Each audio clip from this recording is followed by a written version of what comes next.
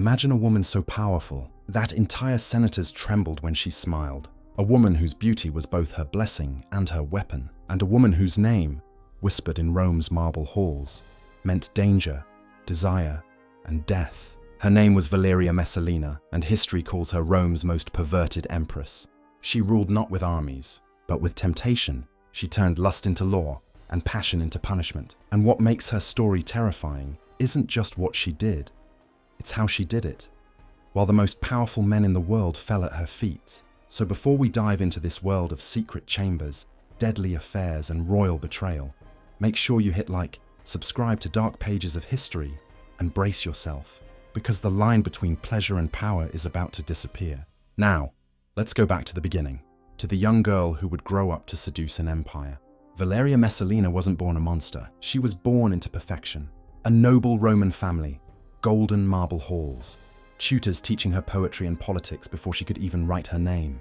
Everyone saw her beauty, but behind that angelic face, ambition was already growing. When she married Emperor Claudius, she was still a teenager. Claudius, awkward and older, never imagined the young bride by his side would one day terrify him more than any enemy. At first, she played the role of the perfect wife. Gentle, quiet, obedient. But inside, she was watching, learning, waiting. Rome was a city of excess, wine, gold, power, and secrets. And Messalina realized something. Men could conquer nations, but she could conquer men. With a single glance, that's when everything changed. Messalina discovered that her beauty could make senators kneel, and her body could make generals betray their oaths. She didn't need an army, she had herself. And Rome? Rome would pay the price. But what she did next would make even the gods turn away. Picture the emperor's palace at midnight. Gold torches flickering, the smell of wine and incense thick in the air. Behind those doors, something darker than any Roman myth was unfolding. Messalina had turned the palace into her playground. Noblemen, guards, slaves, all became actors in her nightly games of pleasure and power. According to ancient writers like Juvenal, she didn't just indulge, she performed. It's said she disguised herself, slipped into Rome's brothels, and competed with prostitutes to see who could satisfy more men before sunrise. And she won every single time. Think about that. An empress, the most powerful woman in Rome, sneaking into the filthiest corners of the city to prove that no one could match her. Now, was that entirely true? Maybe not, but Rome believed it. And that belief alone made her terrifying. Because if an empress could outdo the city's most shameless women, what couldn't she do? People started calling her the Queen of Lust. Her name spread like wildfire, part legend, part nightmare. But here's the thing, behind every story of pleasure was a plan. Messalina didn't do these things just for fun. She used them to gain control, to turn lovers into slaves and slaves into informants. Every bed she shared became a trap, every whisper a weapon, and soon, she wasn't just feared for what she did in the dark, but for what she might do next. You think this was shocking? Wait until you hear about the husband swap that almost brought the empire crashing down. Messalina's real addiction wasn't pleasure. It was power. She discovered that men would sell their loyalty for a night with her. Senators offered her gold. Soldiers offered protection. Even Rome's most powerful families courted her favor. Through her lovers, she controlled the empire. Claudius, poor Claudius, thought he ruled Rome. But everyone knew the truth. The empress ruled from behind the curtains. They joked that Rome had two emperors, Claudius by day and Messalina by night. A dangerous joke, one that got people killed.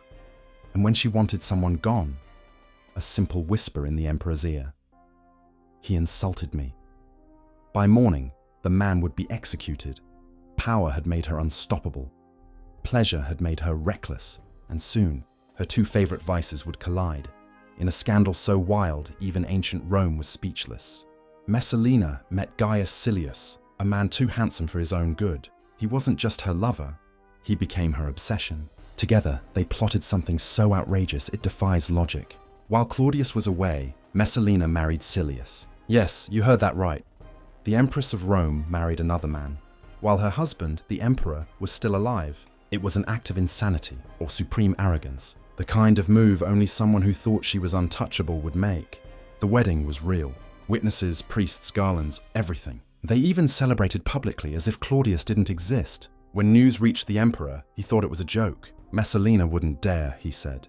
Oh, but she had. Rome froze in shock. Senators panicked. Claudius's advisors begged him to act before it was too late. And suddenly, the empress who had ruled through seduction found the tables turned. Her lovers vanished.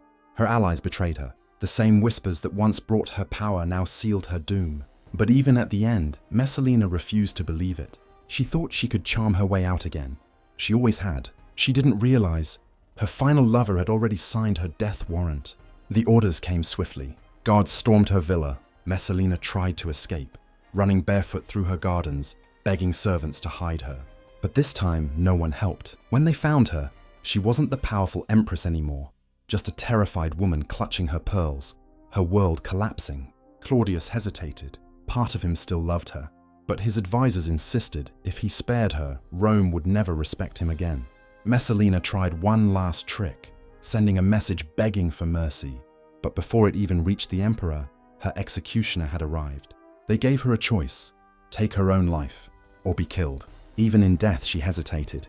The woman who had conquered Rome through fear couldn't face her own end, so a soldier did it for her. Her death was silent, no crowd, no glory, just a whisper in the wind.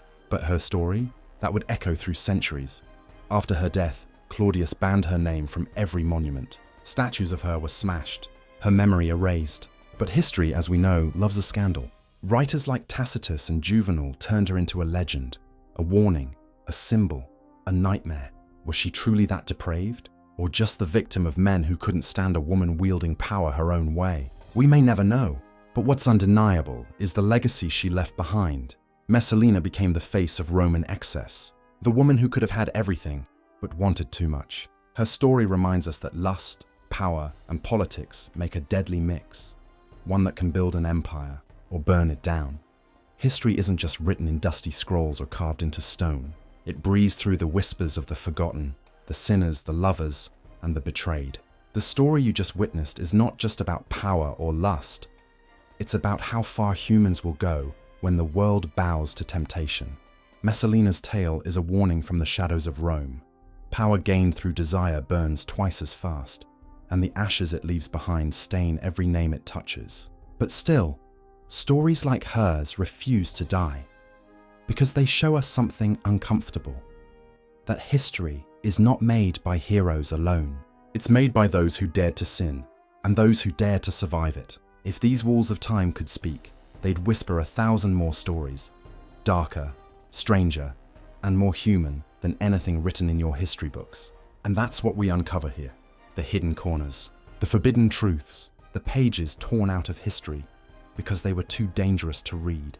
If you want to keep walking with us through these forgotten corridors, through palaces that smelled of roses and blood, through temples where beauty and cruelty shared the same face, then don't let this be where your journey ends. Your curiosity is what keeps these stories alive. So, if this glimpse into Rome's darkest secrets stirred something inside you, a question, a chill, a fascination, then now is the time to act. Like this video if you believe history should never be sanitized. Comment your thoughts. What do you think drove Messalina? Power, love, or madness? And if you haven't already, subscribe to Dark Pages of History, because this world is filled with stories Rome tried to bury, but together we will dig them up, one secret at a time. Behind every empire lies a scandal.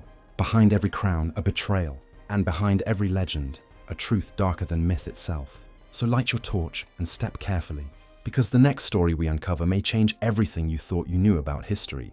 Don't blink. Don't look away. The shadows of the past are calling, and their voices are getting louder. Like, comment, subscribe, and together we'll turn the forgotten sins of history into stories the world will never forget.